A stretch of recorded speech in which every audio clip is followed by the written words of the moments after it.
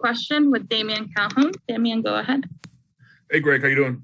Well, Damian, how are you? Good. I guess we can start with the injury update. Victor Vasquez, Javier, and anybody else that wasn't available to the last game? Victor is back in full, so he'll be available. Javier is in his return to play, so we'll see as he continues to progress how that progression works, and his timeline will be dependent on that. I think everybody else, by and large, is healthy. Jorge has a bit of a bone bruise, so he's kind of day to day. He came out and just had a kind of an awkward step, and I think the knee and the knee area, there was a bone bruise, and so he's again recovering day to day. He was in partial of the training session today, but we haven't pushed him too hard just yet. We'll see how he takes a step forward tomorrow, and we'll go from there.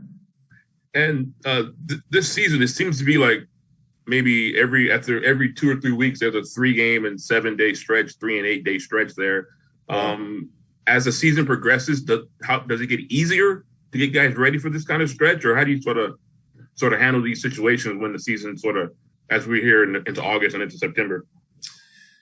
Yeah, I mean, to be fair, it's not a great rhythm because the guys, their bodies, especially with the 13, 14 days that we end up having because of national team duty and international, it's not a great rhythm because the guys they're super engaged. There's a lot of tension in their bodies and minds, and then they're off and their body relaxes and their mind relaxes, and then they got to do it again. And then it's not a great rhythm, both physically or mentally for the guys. So we're trying to find the right rhythm for our group to keep guys locked in and engaged. I think my hope again is that it gets easier as we continue to expand our depth, so that we can try to get good rotations of minutes and keep guys as fresh as possible. At the same time, push for the best possible results, where we have 2 guys in every position, or we have at least 3 guys that we really like over 2 positions, things like that where we can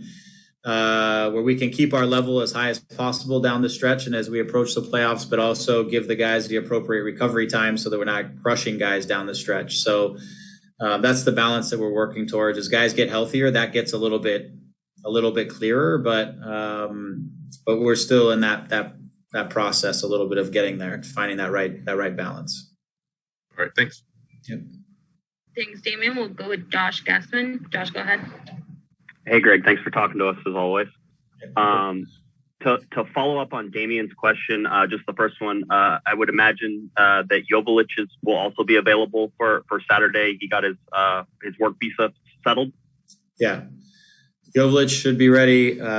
Nico should be ready once he gets out of the quarantine protocol, but his fitness level is good. He's been in preseason. He's played some minutes in preseason over there, and so his availability should be clear by Saturday, and so they'll get added into our options for sure.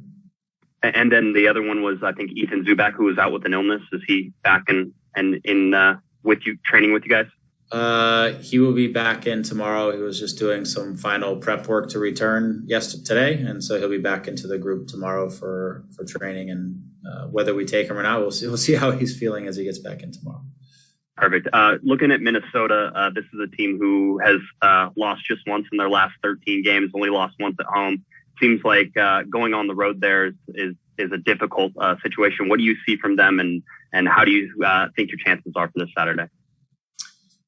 Yeah, again, I see, they're a good team, an experienced team. They have a lot of experience over the field in pretty much every single position. They've got playmakers and goal scorers and runners in the attack.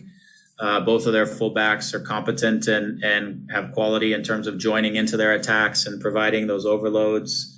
They've got they're a combative group through the midfield for sure. You look at the guys that they have in their midfield, and they're going to challenge and compete, and they're going to tackle, and they're going to fight. And so I think, over the course of the season, they struggled a little bit early in the season. And I think that maybe put a little chip on their shoulder. And in addition to them, getting better and getting healthier and all of those things that come with their group, because they have a very good roster. They've found their rhythm a little bit more. And so At home, they're a tough team to beat. You see that, and they've been on a good, confident run. And I think a lot of that is with the quality of their attacking players. They get chances, they take their chances, and they're a stingy, combative team defensively. They don't give away things. They're pretty mature about how they go about things. You have to beat them, and I say that a lot about a lot of the teams that are at the top of the table in the league, or teams that are doing well. And you see that with these mature teams, with guys who have multiple years under their belt.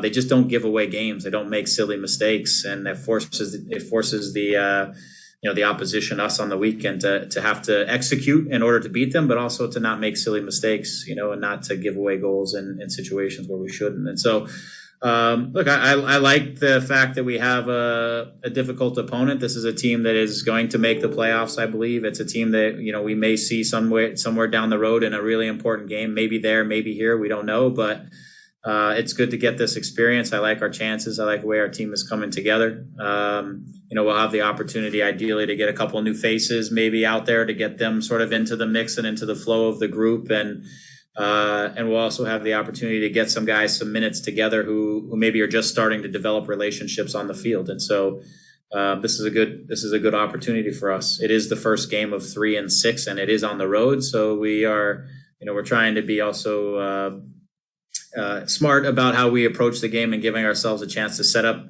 ourselves to take some points from this game without in a smart way. Let's just put it that way, and understanding it's the first of 3 and the next 2 are at home. Thanks, Greg. Thanks, Josh. We'll go with Larry next. Larry, go ahead. Oh, it was me. Okay, sorry. Thanks, Greg, for taking our questions. Two-part question. One, can you talk about Nico and some of the strengths he brings to this team? And two, I guess it's the second time in less than 2 weeks you have this real compact schedule, a very narrow time element.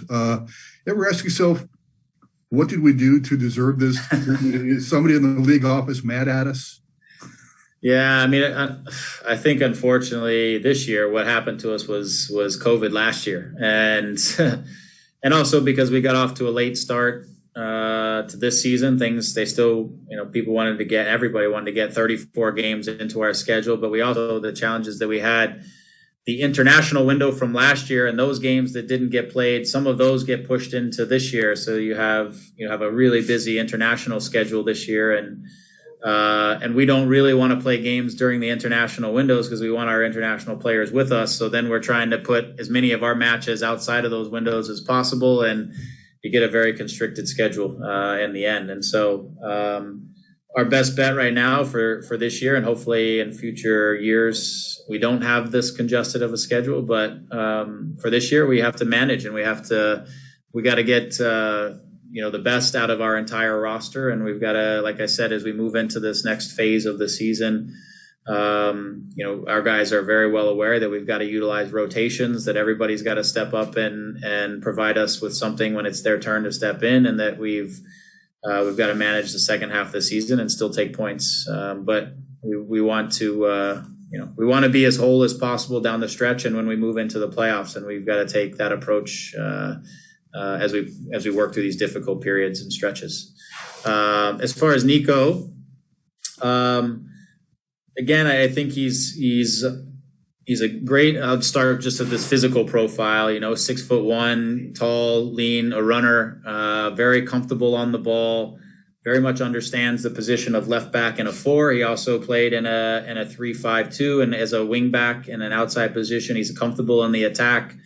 Good, solid defensively. But he gives us a little bit of a different look than, say, Jorge sometimes. Jorge is a crafty sort of positional player now who plays us off the line. He's not really getting in-line to end-line as often as maybe he did 3-4 years ago even.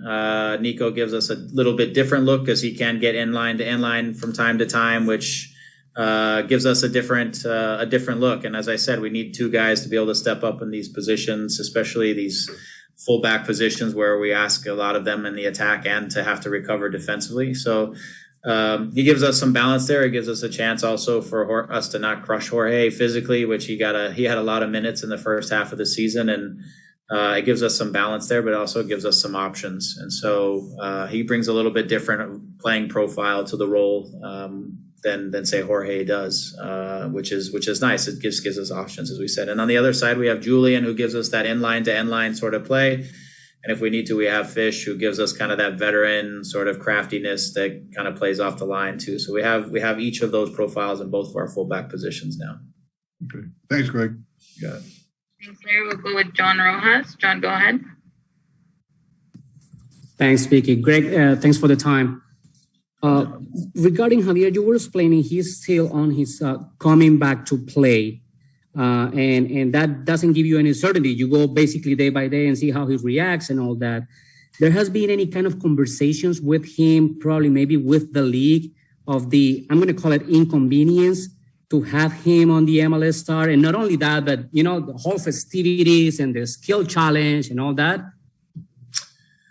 Yeah, it's for sure ongoing. It's a discussion, dialogue on how this will work. But anytime a player is injured, if they're injured, then they don't have to participate in those, and they're not expected to participate in those types of skills challenges, or even the game for that matter. Especially if they're coming off of injury, obviously the priority is in that. So we will see as Javier progresses where he is when that timeline hits us. I know it's coming pretty quickly. So ongoing discussions both with Javier, with the league, within our medical department, and all of us at the club will be continuous as we get closer to that deadline. But it's for sure something that we're all thinking about as we finally get him back into the mix here, hopefully very soon.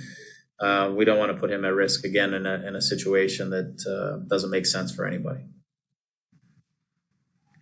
Thank you, John. We'll go with Gio Garcia. Gio, go ahead.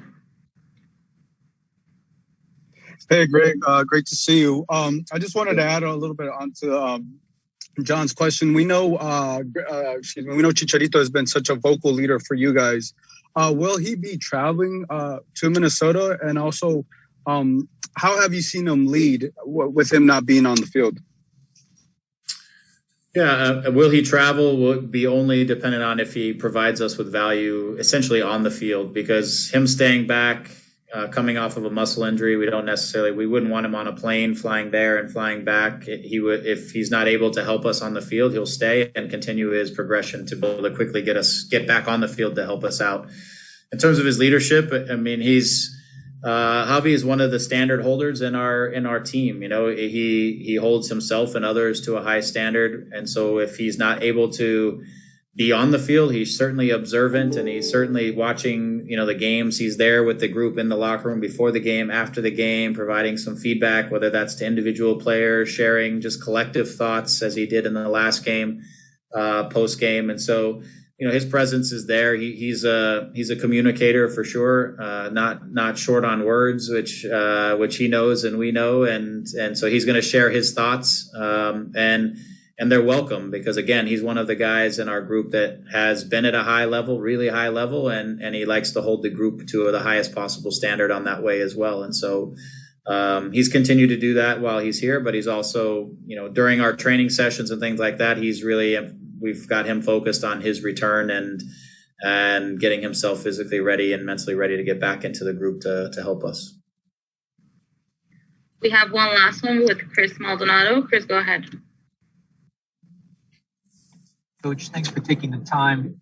Yep. When it comes to Dejan, a lot of questions regarding where exactly on the field he's going to play. Obviously, he's an attacker, but what position exactly is he going to play on the field? And can we safely assume that he'll be a starter for this Galaxy team? He's a forward, so he'll play forward. He won't be in midfield, and he won't be on the wings. He'll be a forward. And so, the question and where we'll see this is he going to be at number 9 by himself? Is he going to work together with Javier at times? As the beginning of this whole conversation today, we talked a lot about how many games we have and the proximity of those games, and being able to have 2 guys who can hold our team at a high level. And so sometimes the 2 of them, when they're both healthy and we'll play together. We're comfortable with that, and we've done that at times during the course of the season. But this time we'll have two really out and out strikers that are used to playing in pairs as well. And sometimes we'll be able to give each of them sort of a break and a way to split up a game and keep our momentum and presence from the attacking side against an opposition, sometimes with one forward. So he'll be a starter sometimes, and he'll be coming off the bench sometimes, just like everybody else in this second half of the season as we get down the stretch. And then once we determine exactly what our best way of winning playoff games is going to be, then we'll have our set team ready to go for the playoffs. Thank you so much for your time. All right. Thanks, everyone. Take care.